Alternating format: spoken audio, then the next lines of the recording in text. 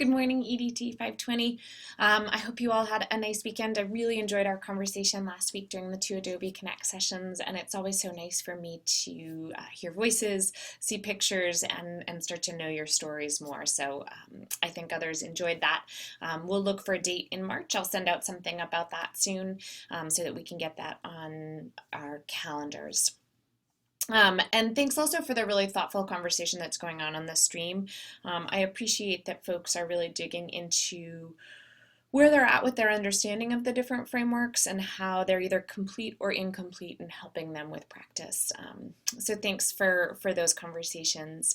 This week we're going to continue looking at those frameworks and also begin to layer in how does the medium affect the message, and then also with that enhance the set of media that you might be using to communicate by publishing either your own blog or website. I will note that given some of our conversations last week and where I think folks are at in the class, I have shifted week 3 a little bit. So if you had looked at the document earlier, my apologies. I did make some changes because I think we're at a place where folks are feeling they need to get into finding some new tools, and I wanted to design that into this week's learning.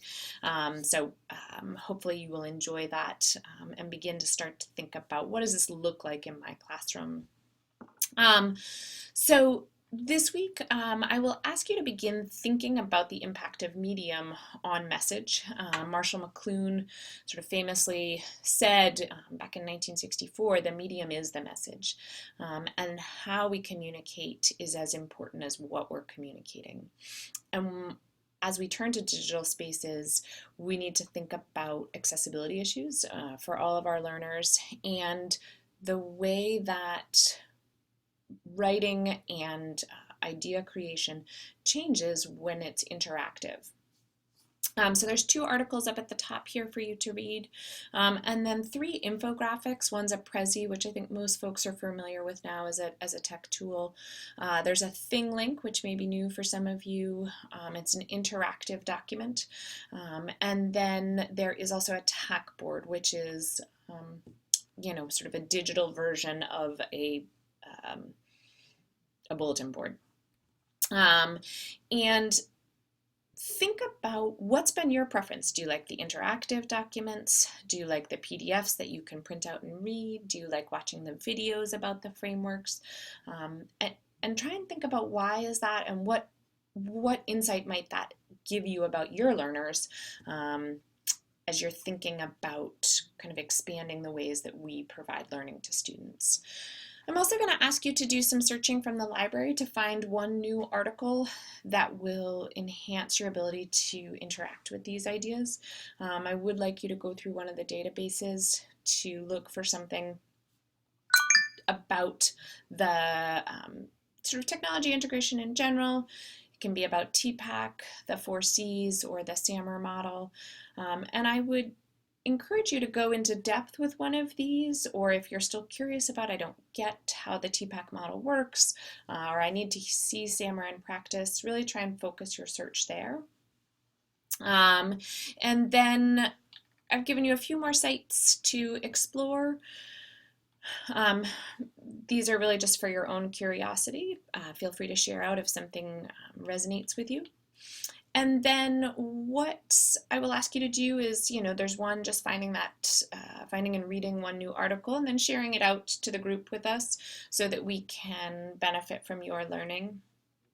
And then this week you're going to create your own blog or website, and you're going to start to do a review of 3 EdTech tools. And so what you'll do is you'll first publish your blog, and then you will be looking for 3 new tools, and I've given you a place to start. So you'll do the name of the tool, how would you or your learners use, and how would this tool enhance your current practice in this area, so that it's not just bells and whistles, it's something that would be better than what you're doing. And then describe the connections of the tool to either the 4 Cs, the SAMR, or the TPACK model. You don't need to connect it to each of the frameworks, but you should address at least one. And then you'll publish those out on your website and then share a link to your post.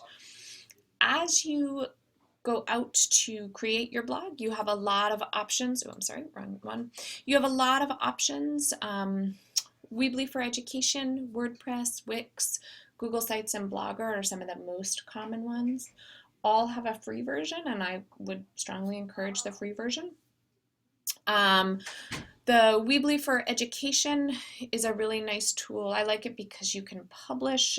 It's sort of like Kid Blogger if you've used that. Your students can have pages within your page. Abby was a student in this class. You can see her blog from class. Matt is a curriculum coordinator here in Maine. He uses a Weebly base. And then Stephanie was also a student in this class in a previous semester, and she published this for class and then has since added to it. WordPress is a very common blogging platform. This is an author that we'll read later in class, and I really like her site. I like her work. So again, you can build either a blog or a website, sort of different tools that are open to you depending on what your choice is. Whitney was also a previous student. This is hers. You can spend hours looking for new themes and designs in any of these. Wix is another pretty easy drag and drop editor. Billy Corcoran used to teach in Maine, is now out in California. He uses a Wix base for his. Just another example. Google Sites has actually been recently updated, some new features, but Lynn, again, a previous student, her site here, Jennifer Michaelis, when she was teaching in RSU or MSAD 51.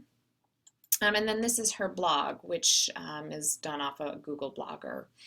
So again, really your choice there, which you would like to do. You'll pick one and publish, and then spend some time looking for tools that are new to you that would enhance your practice and be directly connected to what your learners are doing. As always, if you have questions, let me know. I'm happy to answer them, and look forward to seeing your work this week. And I'll be publishing the week 4, 5, and 6 schedules soon so that folks can take a look at those. Thanks so much and have a great week.